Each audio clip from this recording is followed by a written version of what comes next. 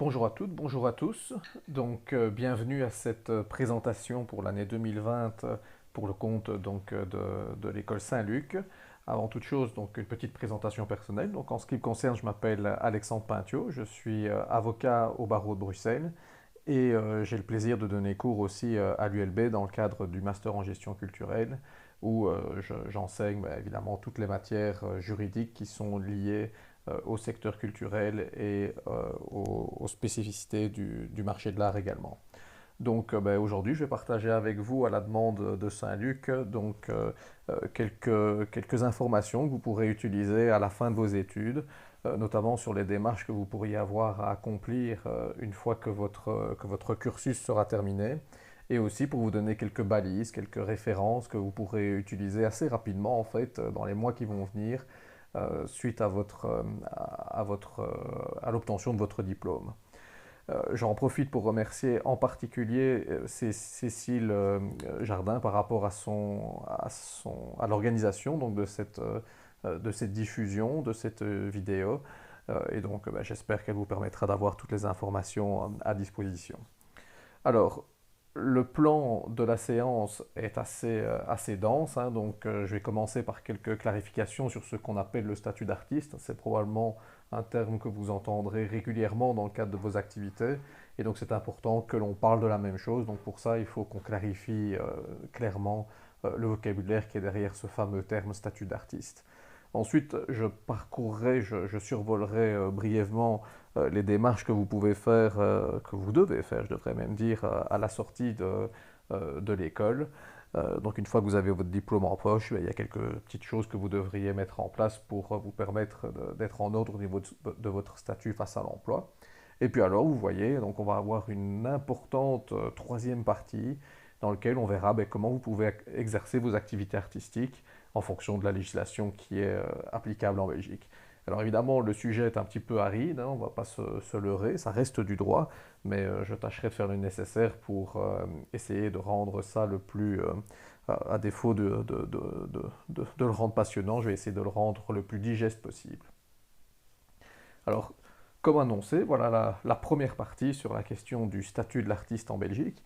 Et donc par rapport à ça, il faut avoir conscience que dans un pays comme le nôtre, il n'existe pas réellement de statut d'artiste. Pourtant, le terme est couramment utilisé. On l'a encore vu pendant la crise du Covid-19 où on rappelait encore une fois qu'il n'y avait pas de statut d'artiste en Belgique.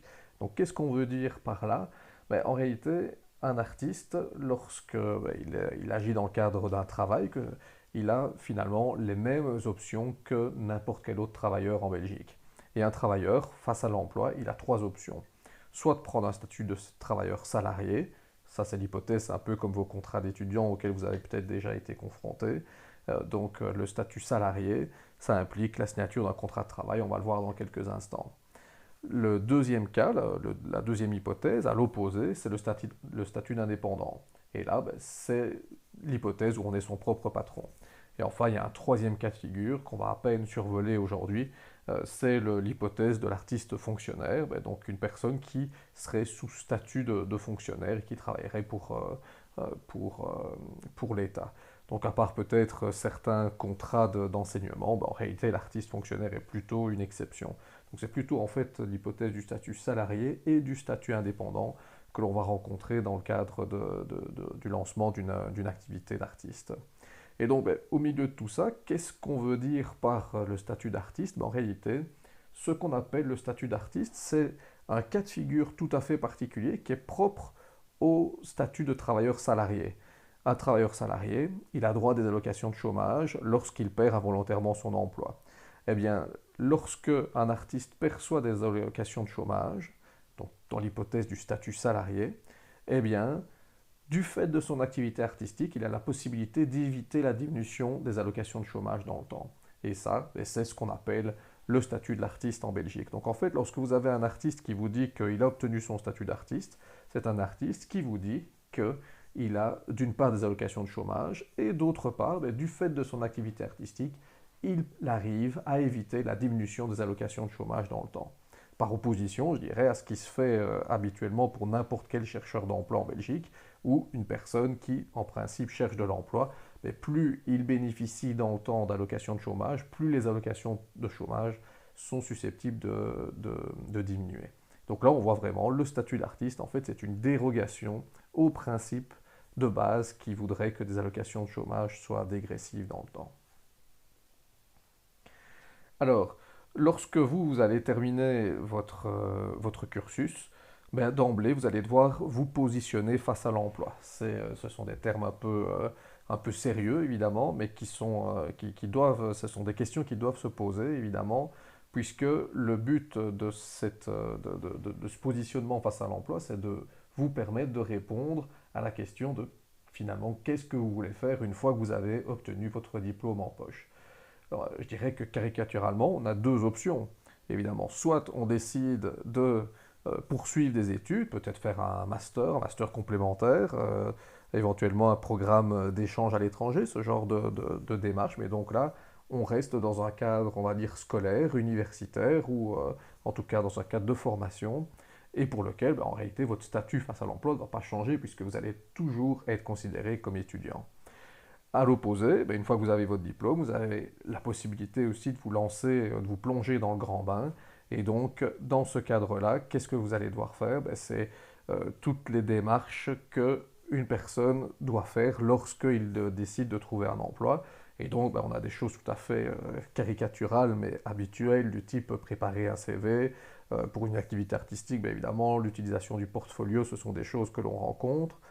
Euh, on peut aussi avoir toute une série de démarches plus, je dirais, d'ordre plus administratif, hein. Donc, un artiste, évidemment, est tout à fait susceptible de répondre à des appels à projets, ce genre de démarches, toujours, ou des concours, des demandes de subsides à travers une ASBL. Donc, ça, c'est des choses auxquelles vous pourriez très rapidement être confronté.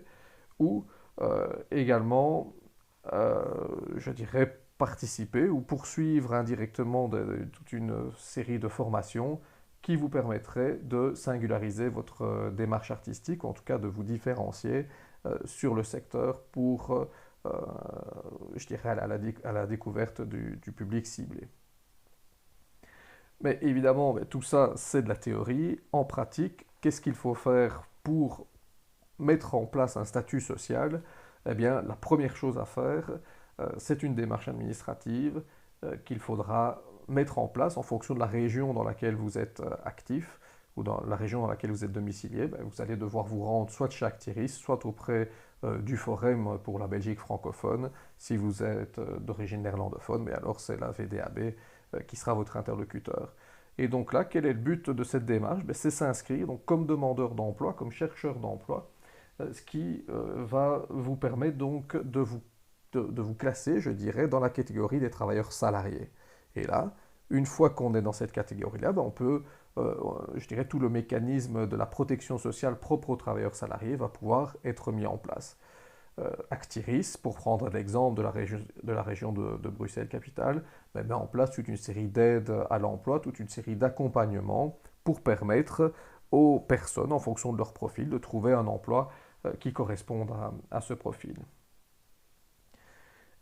Lorsque vous avez un diplôme, et pour autant que les conditions soient remplies, vous pouvez aussi bénéficier de ce qu'on appelle des allocations d'insertion qui sont en quelque sorte une forme d'allocation de chômage dont l'accès est conditionné à l'obtention d'un diplôme. Mais pour ça, bien évidemment, il faut vérifier que vous respectiez bien les conditions d'accès à ces allocations d'insertion.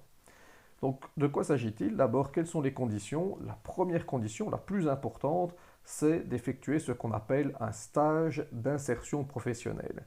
Ce stage doit avoir une durée assez longue, puisque en réalité, il va durer 310 jours ouvrables, mais 310 jours ouvrables à raison de 6 jours par semaine.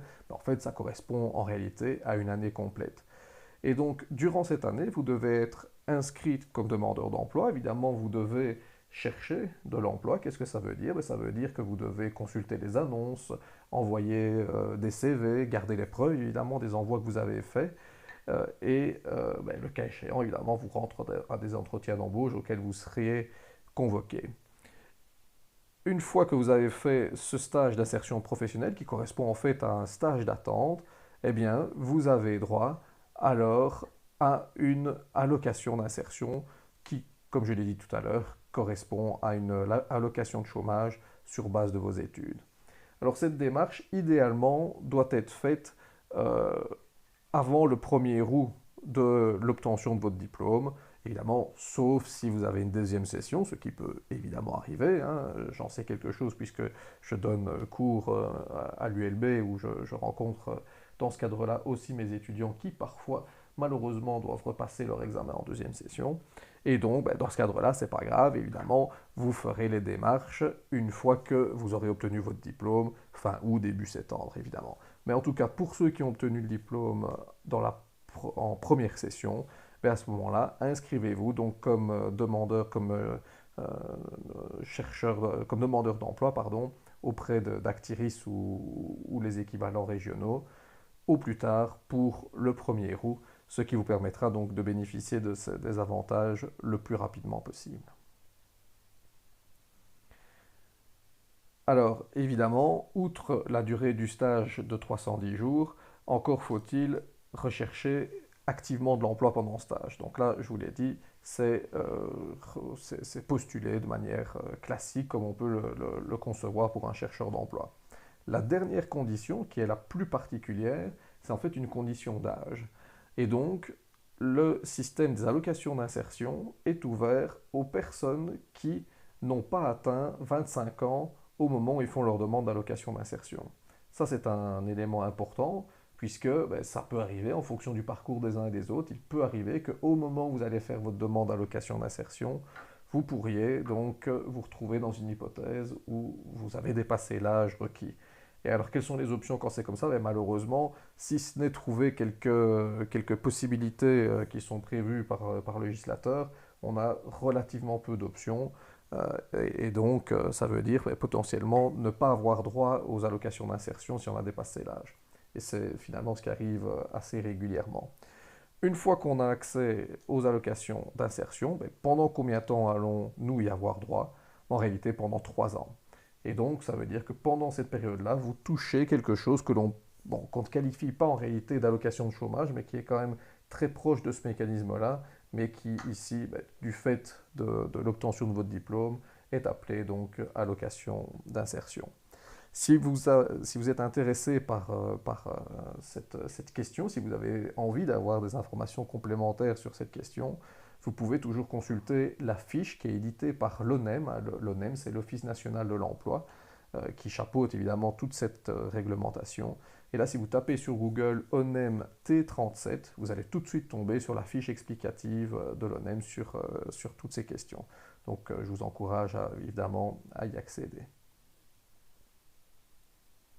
Alors, une fois que vous bénéficiez donc des allocations d'insertion, que se passe-t-il par la suite? Évidemment, il faut continuer à chercher de l'emploi, ce qui veut dire donc qu'il faut être disponible sur le marché de l'emploi. Autrement dit, lorsque vous avez un entretien d'embauche, il faut vous rendre à cet entretien d'embauche. Et si vous trouvez à un moment un emploi qui correspond à votre formation, bien, il faut pouvoir montrer que cet emploi a pu être accepté, ou en tout cas que vous n'étiez pas en mesure de l'accepter pour diverses raisons, si on devait vous poser cette question. Alors, évidemment, ce stage d'insertion professionnelle euh, implique encore d'autres obligations, dont notamment la, la nécessité de répondre positivement à 2 évaluations de votre comportement de recherche d'emploi. Alors, qu'est-ce que ça veut dire par là? Ben, ça, en réalité, vous allez devoir euh, aller à 2 entretiens qui vont être probablement dirigés par Actiris et qui donc vous permettront de montrer à la personne avec laquelle vous discutez que vous avez effectivement bien cherché de l'emploi comme il se doit. Alors, il arrive régulièrement que les jeunes concernés finalement n'ont pas d'évaluation du tout. Donc à ce moment-là, pas de souci, pas de nouvelle, bonne nouvelle, je dirais. Mais en tout cas, sachez que c'est une possibilité. Et à ce moment-là, si à un moment vous êtes appelé à ce genre d'entretien, il faudra évidemment y répondre positivement. Et il faut donc avoir 2 évaluations positives pour poursuivre le bénéfice de ce régime.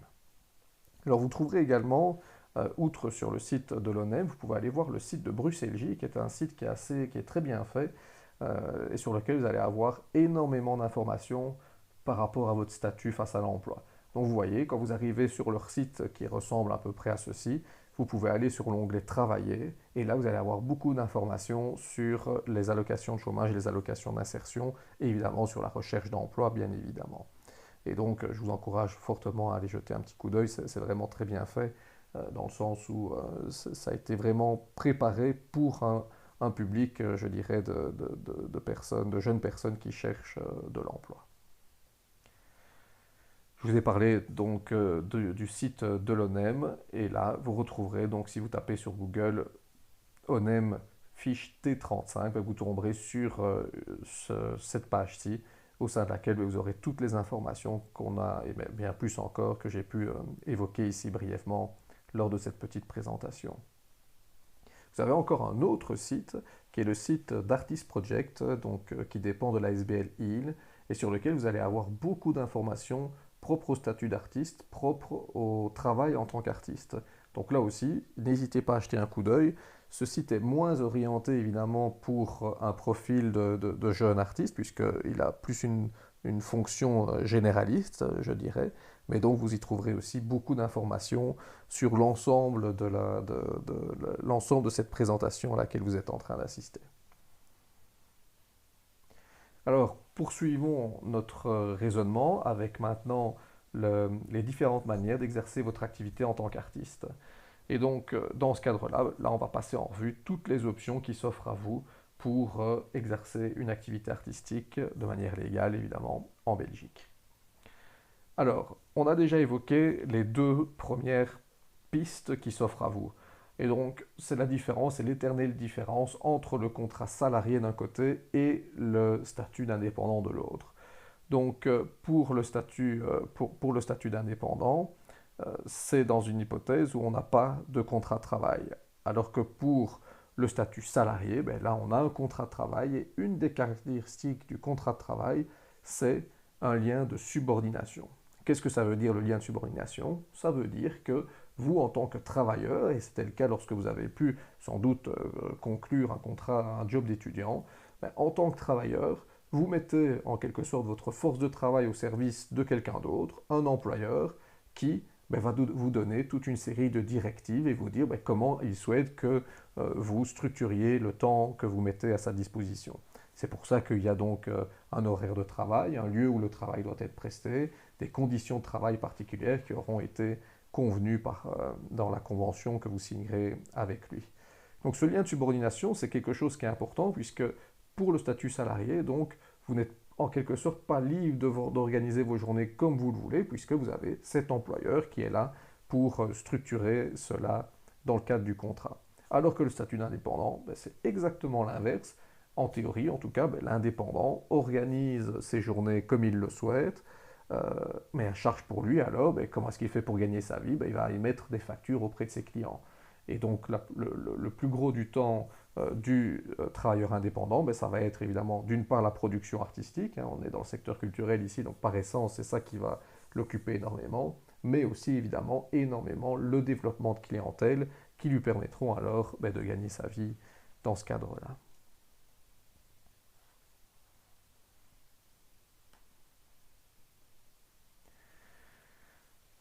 Revenons donc au statut salarié, une fois qu'on a fait la différence entre le statut d'indépendant et le statut salarié. Pour le statut salarié, on est face à un employeur, on signe un contrat de travail et donc on a toutes les formes de contrats de travail traditionnels auxquels on peut être confronté.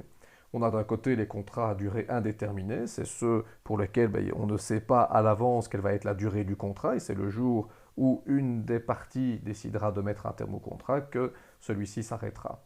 Ça, c'est pour la théorie. Dans la pratique, évidemment, en particulier dans le secteur culturel, on se dirige beaucoup moins souvent vers un contrat à durée indéterminée et beaucoup plus souvent vers un contrat à durée déterminée. Donc là, qu'est-ce que ça veut dire le contrat à durée déterminée? C'est le contrat où au moment où vous le signez, vous avez la date de fin. Vous savez qu'à telle date, le contrat prendra fin. Et pourquoi est-ce qu'on le rencontre beaucoup plus dans le secteur culturel?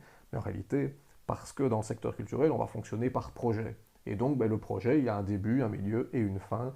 Et donc, généralement, on va calquer le contrat à durée déterminée sur la fin du projet, ce qui est assez logique. On a encore d'autres options. On a parfois un contrat, ici il n'apparaît pas sur votre slide, mais on peut parler du contrat pour un travail nettement défini. C'est un peu ce qu'on appellerait dans un langage très courant le contrat au cachet, c'est-à-dire une hypothèse où vous allez avoir finalement un- une prestation, un paiement forfaitaire pour votre prestation. Et évidemment, donc à ce moment-là, le travail artistique, généralement, est très régulièrement payé au cachet. On a une autre option qui est très proche de celle-là, c'est ce qu'on appelle l'article 1 bis, c'est ce que vous avez donc ici en bas sur votre présentation. L'article 1 bis, c'est un contrat au cachet, mais dans lequel il n'y a pas de lien de subordination. Mais du coup, il y a un mécanisme législatif qui fait que malgré l'absence de lien de subordination, on va quand même le classer dans la catégorie des travailleurs salariés, ce qui permettra à l'artiste en réalité donc d'avoir aussi le droit aux allocations de chômage qui y sont liées, ou en tout cas au statut social des travailleurs salariés. Alors le dernier que je n'ai pas encore abordé, c'est le contrat de travail intérimaire, pour lequel là aussi il y a des spécificités pour le secteur artistique, parce que nous avons donc des bureaux sociaux pour artistes, il y a des noms qui sont très connus, d'autres un peu moins, mais donc c'est un secteur qui est concurrentiel dans lequel il y a plusieurs structures qui sont à votre disposition en Belgique. Et donc pour les bureaux sociaux pour artistes, c'est une manière de se calquer sur le contrat de travail intérimaire. La seule différence que pour le bureau social pour artistes, il n'y a pas de recherche d'employeur pour le compte, enfin d'utilisateur pour le compte de l'artiste. C'est plutôt l'artiste qui vient avec son projet, une personne qui a son budget, qui est prête à superviser l'artiste dans le cadre de l'activité, et vous avez le bureau social qui se met entre les deux pour servir de courroie de transmission en quelque sorte, pour veiller à ce que les rémunérations soient payées. Alors, le statut indépendant, c'est exactement l'opposé. Donc, on ne parle plus de contrat pour le statut d'indépendant, puisque pour le statut d'indépendant, comme son nom l'indique, il n'y a pas de lien de subordination. Là, quelles sont les obligations? Vous avez des obligations sociales qui sont relativement lourdes. Évidemment, pour le statut salarié, il y a aussi des obligations sociales. Mais pour le statut salarié, tout ce qui va être, je dirais que il n'y a pas de mauvaise surprise dans le sens où les droits sociaux, les impôts, les avances sur impôts sont prélevés sur le salaire brut, de sorte que l'artiste qui reçoit un salaire reçoit un montant net qui a déjà été taxé. Alors que pour l'indépendant, c'est l'inverse. L'indépendant, lui, va recevoir des montants bruts pour lesquels il doit lui-même faire des démarches pour ensuite payer les cotisations sociales qui y sont liées et l'impôt qui y est lié. Et ça, c'est quelque chose qui est parfois difficile à gérer au quotidien parce que on n'est pas toujours certain de savoir où on doit mettre le curseur. Est-ce qu'on a payé suffisamment d'impôts? Est-ce qu'on a payé suffisamment de cotisations sociales par rapport à son revenu? C'est pas toujours facile à dire. Et donc, il y a parfois des régularisations qui peuvent donc constituer des mauvaises surprises pour l'indépendant, qu'il soit artiste ou qu'il ait une autre forme, une autre profession. Alors, au niveau des cotisations sociales, là, quoi qu'il arrive, on a un minimum trimestriel. Les cotisations sociales se payent toujours tous les trimestres. Et donc ce minimum trimestriel, il est de l'ordre de 700 euros par trimestre, ce qui est évidemment un minimum. Donc ça veut dire que quoi qu'il arrive, l'artiste doit payer ce montant-là. Or, le problème des activités artistiques, c'est qu'on peut parfois avoir des longues périodes de production, et qui dit production, dit coût probablement important, mais sans encore de rentrée financière. Les rentrées, elles ne viendront que lorsque la période de production sera terminée et qu'on passera en période de diffusion. Et bien donc, dans ce cadre-là, le paiement des cotisations sociales, même si on est dans une longue période de production pour laquelle il n'y a pas de rentrée financière, il faudra quand même faire le nécessaire pour payer les cotisations sociales. Et donc, ça peut être vécu par un artiste comme un frein au développement de son activité d'indépendant. Alors, deuxième élément, il y a aussi une obligation d'assujettissement à la TVA, ce qui veut dire donc que l'artiste devra, en principe tous les trimestres, émettre une déclaration TVA dans laquelle il devra reverser des sommes qu'il aura reçues de ses propres clients, la TVA qu'il aura reçue de ses propres clients, et qu'il devra reverser à l'État tous les trimestres. Après, il y a d'autres obligations administratives, avoir un numéro d'entreprise C'est un peu comme un numéro de registre national, mais qui est lié à votre activité d'indépendant. Et évidemment, avoir un compte bancaire professionnel sur lequel le paiement des factures sera comptabilisé. Donc, une grosse différence au niveau de la protection sociale entre le statut d'indépendant et le statut de salarié, vous le voyez, c'est le fait qu'il n'y a pas de cotisation de chômage, pas d'allocation de chômage. Autrement dit, si l'indépendant se retrouve dans une période creuse, un moment où il n'y a pas de travail disponible, imaginons justement pendant un moment où le secteur culturel fonctionne au ralenti, eh bien, en principe, il n'y a pas d'allocation de chômage. Il n'y a pas donc d'assurance en cas de perte d'emploi. Et donc, de ce fait-là, c'est aussi une raison qui explique que le statut d'indépendant n'est pas forcément celui que l'on privilégie immédiatement à la sortie de ses études.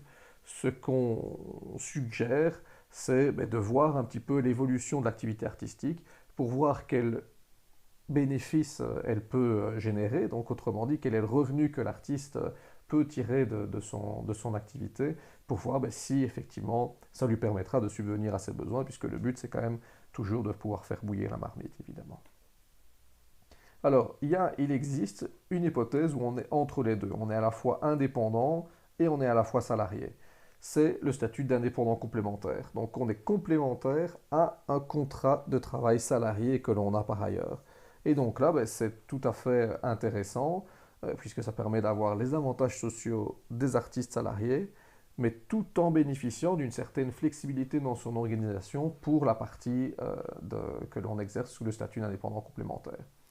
Là, faites attention, au niveau des cotisations sociales, le minimum trimestriel, il est moindre que ce que l'on a vu tout à l'heure, puisqu'il va être de l'ordre de 80 € à peu près. Faites attention aussi, si vous percevez des allocations de chômage déjà, eh bien, les revenus que vous avez comme indépendant complémentaire peuvent se voir influencés par l'ampleur des montants que vous recevez en tant qu'indépendant complémentaire. Donc si vous avez des allocations de chômage et que vous dépassez, vous voyez le montant ici qui est repris à 4500 et quelques euros, si vous dépassez ce montant-là, eh bien vous pourriez voir le montant de vos allocations diminuer. Donc faites attention, c'est un piège auquel beaucoup d'artistes sont confrontés. Une autre option qui s'offre à vous dans le cadre du développement de vos activités, c'est pourquoi pas imaginer de structurer votre projet artistique sous forme d'association sans but lucratif, ou en tout cas sous forme, je dirais, de structure avec une personnalité juridique. Ça pourrait être aussi une société, pourquoi pas. La différence entre une société et une ASBL, c'est que la société recherche un bénéfice et donc revendique l'enrichissement de ses membres, alors que l'ASBL, elle, c'est l'inverse. Elle ne peut pas enrichir ses membres, seul compte la réalisation de son but désintéressé. Donc ça, c'est une approche qui peut être tout à fait intéressante et qui est évidemment très souvent utilisée dans le secteur culturel. Mais faites attention, donc, le but d'une ASBL, ce n'est pas de vous enrichir personnellement, c'est la volonté, par exemple, de mettre en place un projet culturel, de le faire connaître auprès du grand public, etc. La dimension désintéressée est donc très importante, mais c'est aussi cette dimension-là qui peut vous permettre, le cas échéant, de demander auprès des pouvoirs subsidiants donc des aides à la création, des subsides, etc., etc., qui vous permettront peut-être donc d'entrer plus rapidement en période de production. Faites attention que créer son ASBL, ça ne veut pas dire créer son emploi. Qu'est-ce qu'on veut dire par là? En réalité, on a souvent des personnes qui disent « Ah ben tiens, voilà, je viens de créer mon ASBL et du coup maintenant, je veux me faire engager. » En réalité, c'est évidemment pas aussi simple que ça, puisque une ASBL, et c'est pareil pour une société commerciale évidemment, pourra engager une personne à partir du moment où elle aura les moyens de le faire. Et donc là, c'est toute la problématique du financement de l'activité artistique qui pose problème. Donc évidemment, si vous avez un subside ou si vous avez des fonds propres que vous pouvez par exemple prêter à l'ASBL pour faire un engagement, là, il n'y a aucun problème évidemment. Mais très souvent, une ASBL ne va pouvoir vivre que sur ses propres activités. Et donc il faudra attendre de capitaliser un petit peu. Donc l'ASBL facture en quelque sorte toute une série d'activités artistiques pour ensuite, avec cet argent-là, peut-être le réinvestir dans le projet culturel suivant. Et donc là, faites bien attention à ce piège-là. Ce n'est pas parce qu'on crée une ASBL que automatiquement on va avoir droit à un emploi à la clé. C'est pas automatique.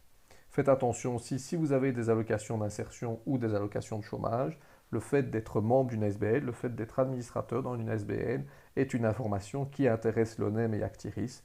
Et donc ça, vous devez le faire, vous devez les en informer via un formulaire qui s'appelle le formulaire C45B. Alors, un autre mécanisme qui existe, mais qui est très loin de faire l'unanimité, c'est ce qu'on appelle le mécanisme du RPI, à savoir le régime des petites indemnités. Donc là, en quoi ça consiste? Mais c'est un montant forfaitaire que vous allez pouvoir recevoir de la part d'un donneur d'ordre qui va correspondre à 130 euros par jour par donneur d'ordre et à un montant maximum de 2600 euros par an. Ces montants-là sont indexés chaque année, donc ici, vous avez les montants pour l'année 2020.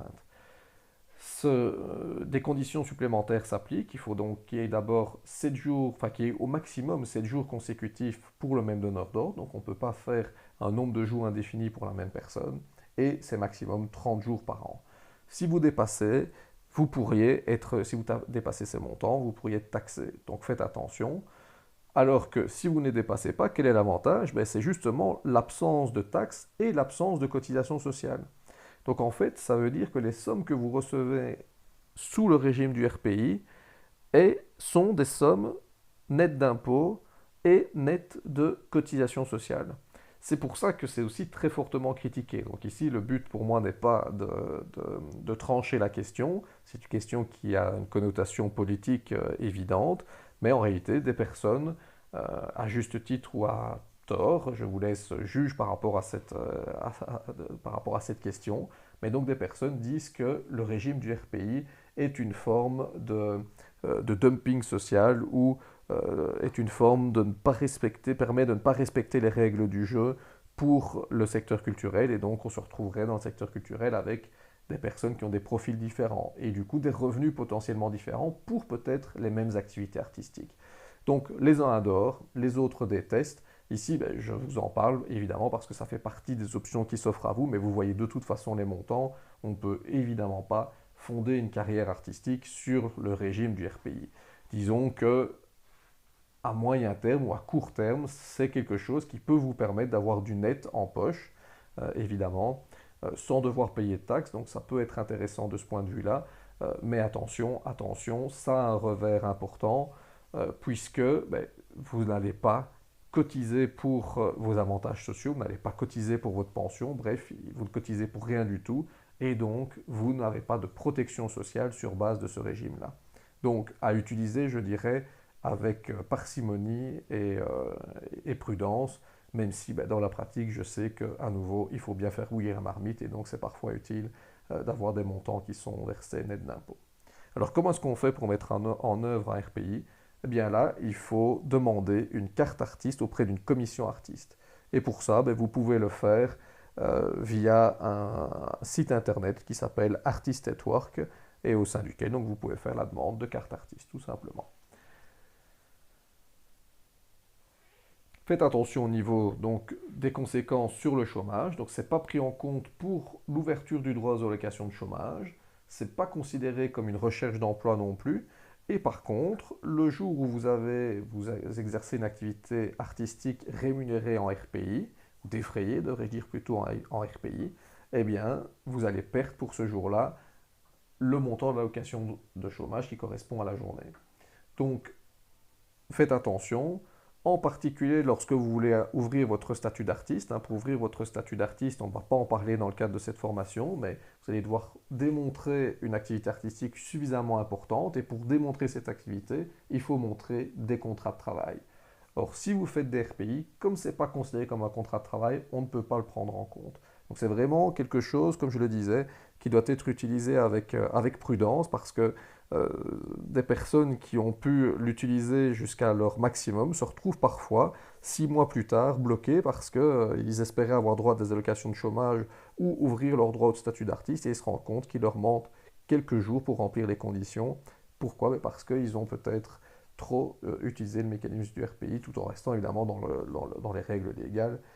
Ça c'est évident. Mais donc soyez prudents, réfléchissez bien lorsque vous voulez mettre en place ce mécanisme-ci. Alors un autre outil qui existe de plus en, enfin qui n'existe pas de plus en plus, mais qui est assez intéressant, c'est ce qu'on appelle les coopératives d'activité. Ça, c'est pour des personnes donc, qui perçoivent déjà des allocations de chômage, et pendant ce laps de temps-là, ben, ils vont intégrer une coopérative d'activité qui va leur permettre de tester leur activité comme s'ils étaient sous le statut d'indépendant. Je dis comme s'ils étaient sous le statut parce qu'en réalité, ils vont garder un statut salarié tant qu'ils seront au sein de la coopérative. Alors évidemment, on ne va pas rester indéfiniment au sein d'une coopérative d'activité.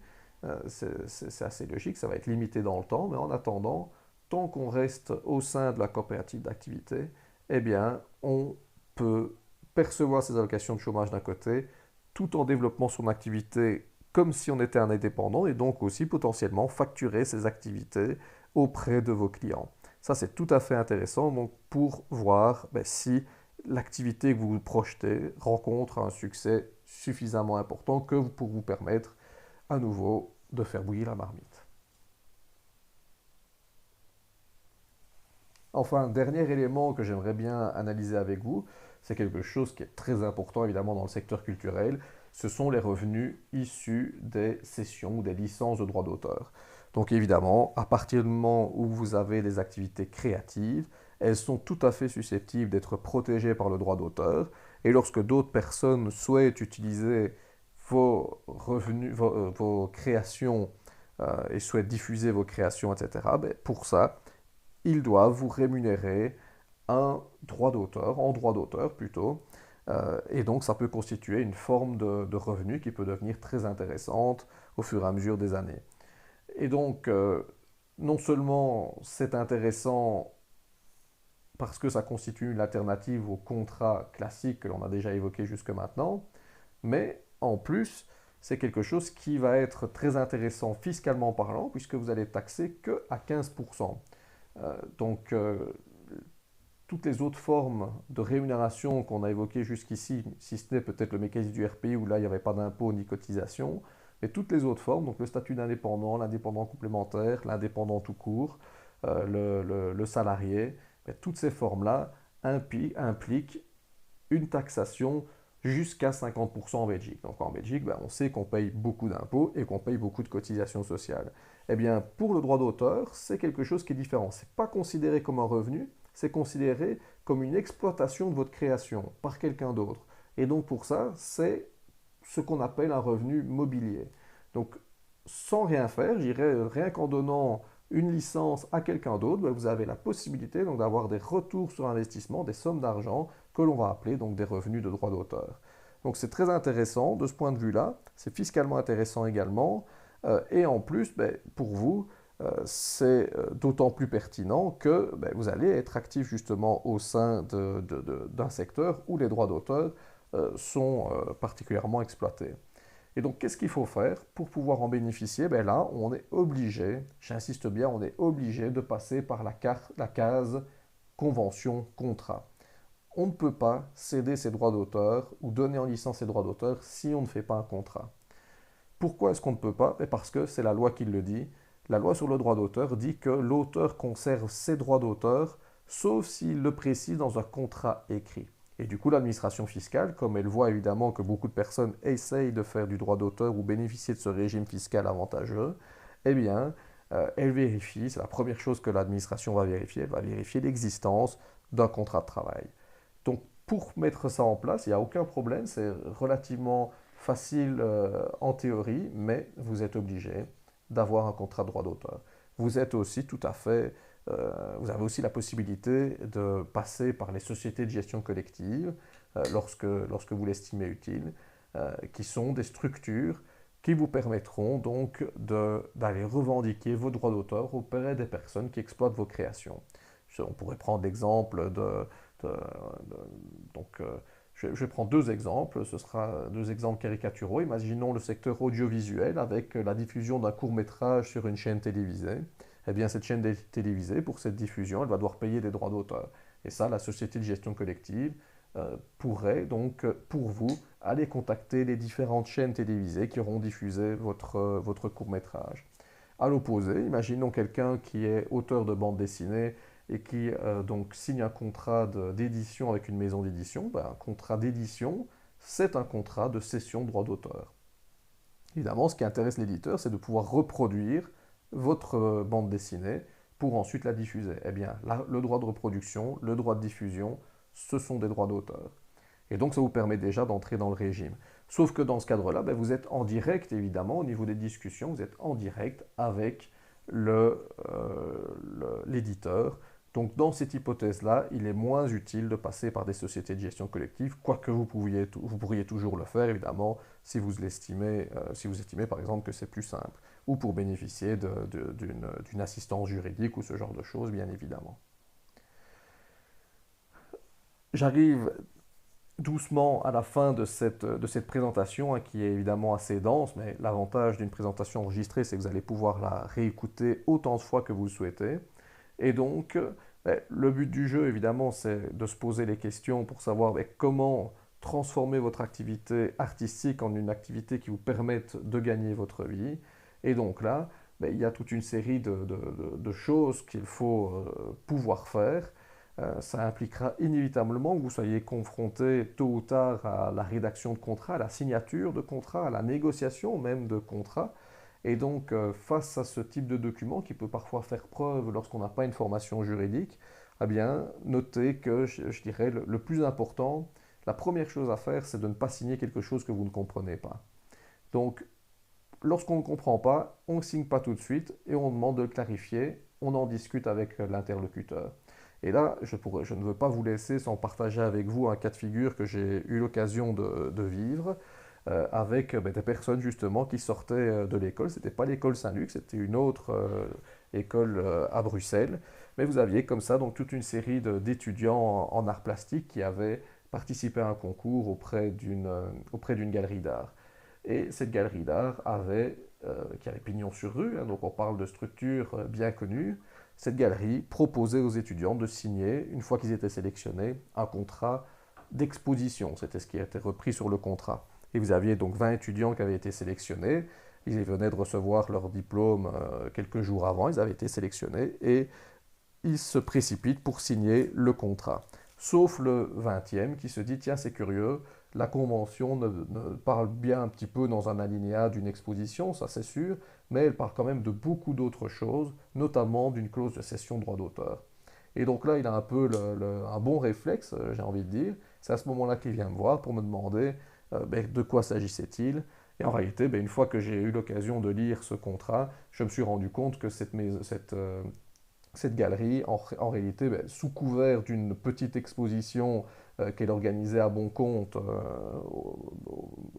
je dirais, pour attirer comme ça de jeunes artistes, mais en réalité, ce qui se passait surtout, c'était qu'elle acquérait à très bon compte l'ensemble des droits d'auteur sur les œuvres qui avaient été créées dans le cadre du concours. L'ensemble des droits d'auteur. Et donc, en fait, ça voulait dire que les artistes n'avaient plus la possibilité d'exploiter leurs droits d'auteur par la suite à cette exposition. Donc évidemment, quand on expose avec une galerie, on n'a pas, en principe, sauf cas exceptionnel, on n'a pas besoin de faire de cession de droit d'auteur.